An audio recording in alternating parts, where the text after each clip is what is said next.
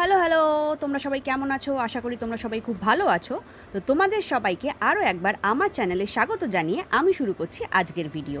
এতক্ষণে তোমরা নিশ্চয়ই জেনে গেছো যে আমরা কিন্তু পৌঁছে গেছি হ্যাভলকে, আর অনির্বাণ কিন্তু আছে রিসেপশনে কিছু ফর্মালিটিস কমপ্লিট করার জন্যে। তারপরে কিন্তু ও যাবে বাইকের জন্য কথা বলতে, যেটা কাছেই। আর আমাদের রুমটা কিন্তু যেমন কি তোমাদের দেখাচ্ছি, আমাদের রুমটা কিন্তু রিসেপশনে ঠিক অপোজিটেই, মানে এন্ট্রি পয়েন্টের থেকে খুবই কাছে। তো রুমটা একবার একটুখানি আমি দেখে নিই, তোমাদেরকেও একটু হালকা ফুলকা দেখিয়ে দিই ওপর ওপর। তারপরে একটুখানি রেস্ট নিতে হবে, আর রেস্ট নিয়ে কিন্তু বেরোতে হবে বাইরে ঘুরতে। তো তোমাদের যেমন বলছিলাম যে অনির্বাণ কিন্তু যাবে বাইকের জন্য কথা বলতে। আসলে আন্দামান আসার প্ল্যান যখন থেকেই হচ্ছিল, আমাদের কিন্তু খুব ইচ্ছা ছিল যে আমরা আন্দামানে কিন্তু স্কুটি করে ঘুরবো, কারণ অনেকেরই ভিডিওতে দেখেছি স্কুটি করে ঘুরতে কিন্তু আন্দামানে বেশ মজা লাগে। তো আমরাও তাই আগে থেকেই ঠিক করে রেখেছিলাম যে আন্দামানে আসলে গাড়ির থেকে আমরা কিন্তু প্রেফার করব স্কুটিটাই। কিন্তু কথা বলতে বলতে আমিও যখন রুমটা দেখছি, আমার কিন্তু রুমটা নিয়ে একটু খুঁতখুত লাগছে, বেসিক্যালি ব্যালকনিটার জন্যে। তো আমি ভাবছি রুমটাকে চেঞ্জ করে নিতে হবে। তো সেই জন্যে আমি কিন্তু বাইরে চলে এসেছি আরও একটা রুম দেখার জন্যে। যদি এই রুমটা ঠিকঠাক লাগে তো আমরা এই রুমে শিফট করে যাব, নালে আগের রুমটাতেই থাকবো। এই রুমটা বেসিক্যালি হচ্ছে এক্সিকিউটিভ কটেজ, আর আগেরটা ছিল কিন্তু ডিলাক্স রুম। তো যতক্ষণ রুমের বিভ্রাট মিটছে ততক্ষণ চলো আশপাশে একটু ঘুরে দেখিনি। ওই দিকটা হচ্ছে রিসর্টের ব্যাক সাইডটা, চলো একটু হেঁটে হেঁটে ওই দিকটাই যাই। এই রিসর্টটাতে মেনলি 3 রকমের ক্যাটাগরির রুম আছে। একটা হচ্ছে ডিলাক্স রুম, একটা হচ্ছে এক্সিকিউটিভ রুম, আর একটা হচ্ছে এক্সিকিউটিভ কটেজ। এইগুলো হচ্ছে এক্সিকিউটিভ রুম, কিন্তু এইগুলো একটাও খালি নেই। তাই এক্সিকিউটিভ কটেজ আর ডিলাক্স রুমের মধ্যেই কিন্তু আমাদের তুল্যমূল্য বিচার করতে হবে। আর ওই যে হচ্ছে এন্ট্রি পয়েন্ট, ওখান থেকে আমরা সোজা ঢুকেছিলাম, ঢুকে হচ্ছে এই মাঝখানটা, আর এর ওপারেই ছিল কিন্তু ডিলাক্স রুমগুলো। আর তার ঠিক এই পাশে আসলেই কিন্তু শুরু হয়ে যাচ্ছে এক্সিকিউটিভ কটেজগুলো। অনির্বাণ এইদিকে আবার লেগে পড়েছে ওর অফিসের কাজ নিয়ে। ওই পিছনে সমুদ্র দেখা যাচ্ছে, চলো তাহলে ওইদিকে একটু পিছনে হেঁটে হেঁটে যাই। আমার বকবক করতে সত্যি কথা বলতে একদম আর ভালো লাগছে না। আমাদের আজকের জার্নিটা এতটাই হেক্টিক হয়ে গেছিলো। না, নটিকাতে আমরা ভালোভাবেই এসেছি, কিন্তু বেশি টাইম লেগে গেছিলো নটিকা আসতে এত লেট করেছে বলে। তার মধ্যে এই রুমের বিভ্রাট, তার মধ্যে আবার স্কুটির কথা বলতে যাওয়া, এইসব করতে করতে দিনের প্রায় অর্ধেকটাই বেরিয়ে গেছে। কিন্তু কি আর করব বলো, রুমটা যতক্ষণ না ফিক্স হচ্ছে আমার না প্রচণ্ড অস্থির অস্থির লাগছে, কারণ আমাকে একটু ভালো করে ফ্রেশ হতে হবে। এখানে যেভাবে গরম পড়েছে, আর গরমের মধ্যে দিয়ে আমরা এসেছি, ফ্রেশ না হয়ে আমার মাথা একদম কাজই করছে না। তাই যতক্ষণ সময় লাগছে আমি ভাবছি রিসর্টটার মধ্যেই একটুখানি ঘুরপাক খেয়ে দেখে নিই, কারণ টাইমটা তো কোনোভাবে কোপ আপ করতে হবে। এই জায়গাটা দেখে মনে হচ্ছে এখানে এদের ক্যান্ডেল লাইট ডিনারের অ্যারেঞ্জমেন্ট করা হয়। বেশ সুন্দর জায়গাটা।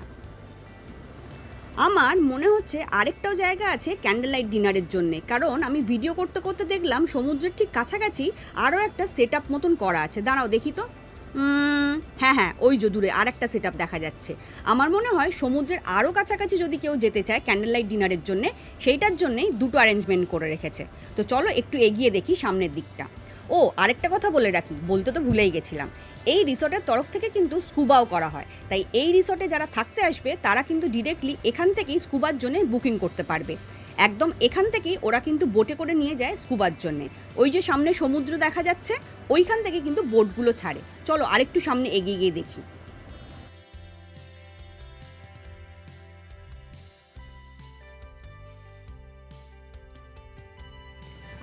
ওই যে দূরে দেখা যাচ্ছে ম্যাক্রুজ আর নটিকা দাঁড়িয়ে আছে, আমরা যেটাতে করে কিছুক্ষণ আগে আসলাম।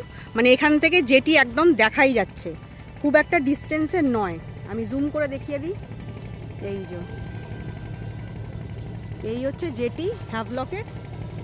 এখান থেকে নেমেই আমরা এসছি আমাদের রিসর্টে। খুব একটা বেশি দূরের ডিস্টেন্সে নয়, রিসর্টটা কাছাকাছির মধ্যেই নিয়েছি, যাতে জেটি থেকে নেমে আসতেও সুবিধা হয় এবং অন্য কোনো জায়গায় যদি যাওয়ার থাকে সেখানেও যাতে যেতে সুবিধা হয়। দেখেছো জেটি একদম কাছে। আমরা প্রথমে ওই রুমটা পেয়েছিলাম, বেসিক ক্যাটাগরি ডিলাক্স রুম যেটা। তো রুমটা খুবই ভালোই, কিন্তু ব্যালকানিটা ঠিক একসাথে প্রাইভেট মতন যেরকম থাকে না নিজস্ব রুমের সাথে, ওরকম প্রাইভেট মতন না। ব্যালকানিটা যে কেউ যাতায়াত করতে পারবে, যদিও রুমের সামনে কিন্তু তাও ওপেন আছে, সাইড থেকে যে কেউ যাতায়াত করতে পারবে। তো সেটা আমার ঠিক একটু পছন্দ না।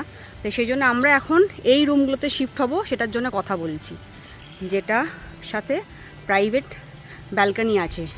আইদার এটা ওপরে, আর নালে আরেকটা আছে যেটা ওইটা, আই থিঙ্ক ওটা হচ্ছে দুটো ব্যালকনি একসাথে আছে। এদিকেও একটা মুখ আছে সুইমিং পুলের দিকে বা গার্ডেনের দিকে, যেটাই বলো না কেন, আর একটা ওই সাইডেও ব্যালকনির মুখ আছে।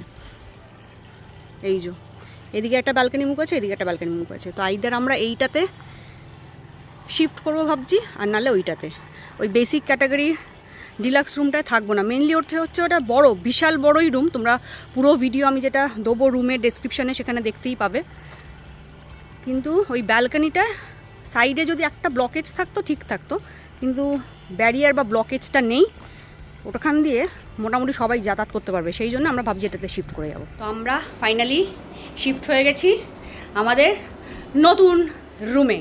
ওই রুমটায় আমরা থাকছি না, শিফট হয়ে গেছি, কারণ এটাতে প্রাইভেট ব্যালকনি আছে, প্লাস আমরা দুটো ব্যালকনি পেয়ে গেছি একসাথে, দুটো ব্যালকনি। ওটাতে সিঙ্গেল একটা ব্যালকনি ছিল, কিন্তু ওটা যে কেউ ঢুকে আসতে পারতো আর কি, মানে রুমের সামনেই ছিল কিন্তু যে কেউ ঢুকে আসতে পারতো, মানে বর্ডার করা ছিল না। আর এটা তো হচ্ছে দুখানা ব্যালকনি পেয়ে গেছি। তো দুখানা ব্যালকনিওয়ালা এই রুমটার ফুল ট্যুর পাওয়ার জন্য অবশ্যই আমি যে ভিডিওটা শেয়ার করবো সেটা দেখবে। তো এখন আপাতত আমরা ফ্রেশ হইনি, আর তোমরা সবাই এনজয় করতে থাকো। রুমে এসে সেটেল ডাউন করে ফ্রেশ হয়ে বেরোতে বেরোতে আমাদের কিন্তু অনেকটাই দেরি হয়ে গেল। তো ভাবলাম আর হুটোপাটি করে যখন লাভ নেই, তাহলে একেবারে সন্ধ্যাতেই বেরোবো, একটু আশপাশটা এক্সপ্লোর করে নিয়ে সোজা চলে যাবো ডিনারের জন্য। আমরা রেডি হয়ে রিসর্ট থেকে বেরিয়েছি স্কুটি নিয়ে, মজা করতে, হুল্লোড় করতে। আর হুল্লোড় করতে করতে দেখলাম এখানে আন্দামান পিএল হচ্ছে। কি হচ্ছে PL? Andaman PL, APL, IPL যেমন হয় তেমন এপিএল হচ্ছে। ওখানে মিউজিক চালিয়ে তো আমরা এখন যাচ্ছি খাবারের খোঁজ করতে, কোথায় সি ফুড পাওয়া যায়। কোথায় পাওয়া যায় মানে এখানে তো সব জায়গাতেই পাওয়া যায়, কিন্তু আমরা একটা জায়গার খোঁজ পেয়েছি, সেইখানে ভালো পাওয়া যায় কিনা সেটা দেখবার জন্য যাচ্ছি। যদি সেখানে ভালো না পাওয়া যায় তো তাহলে আমরা আবার অন্য জায়গায় যাব, তাই তো? Yes yes yes. এখানে চারপাশে কত সাজানো। আন্দুলের রাস্তা, আন্দুলের রাস্তা, আমরা আন্দু। দেখো ম্যাপটা একটু দেখা। হ্যাঁ ঠিক আছে।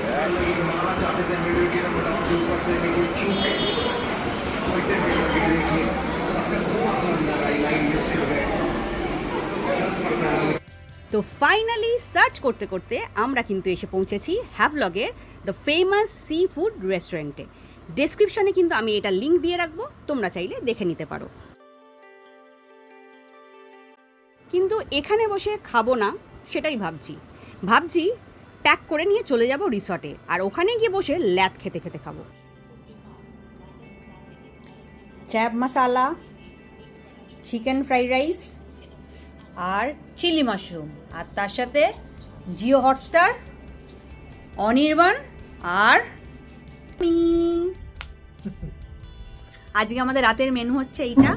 আজকে আমরা তাড়াতাড়ি খেয়ে নিচ্ছি, কারণ আমাদেরকে বেরোতে হবে এখান থেকে, রিসর্ট থেকে 3:30 নাগাদ। কাছেই যাব আমরা, 3 মিনিটের রাস্তা, কিন্তু বেরোবো আমরা 3:30 সময়, কারণ আমাদের স্লট আছে কায়াকিংয়ের জন্যে।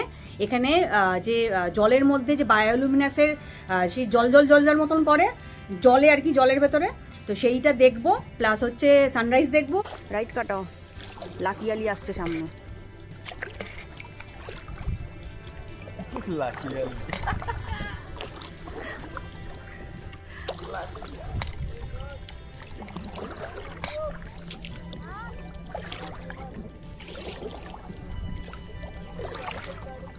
ম্যানগ্রোভে যাবো বললো, কোথায় গেল আমাদের গ্রুপের নাম কি ছিল?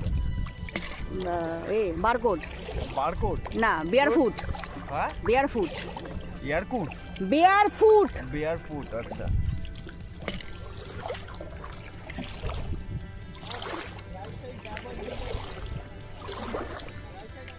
কায়াকিং করতে করতে জলের ওপরে ভেসে থাকা অবস্থাতেই কিন্তু আমরা দেখলাম সূর্যোদয়, মানে হয়ে গেল মাঝরাত থেকে ভোর। জলের ওপর ভেসে ভেসে কখনো এরকমভাবে সূর্যোদয় দেখব তা আমরা দুজনেই কখনো কল্পনা করিনি। তাই এই আলাদা অনুভূতিকে আমরা কিন্তু মন প্রাণ ভরে এনজয় করছি। তো কায়াকিং সেরে রুমে এসে একটু ফ্রেশ হয়ে নিয়ে আর অবশ্যই একটুখানি ঘুমিয়ে নিয়ে আমরা কিন্তু চলে এসেছি ডাইনিং এরিয়াতে আমাদের পেট পুজো করতে। বেজায় খিদে পেয়ে গেছে।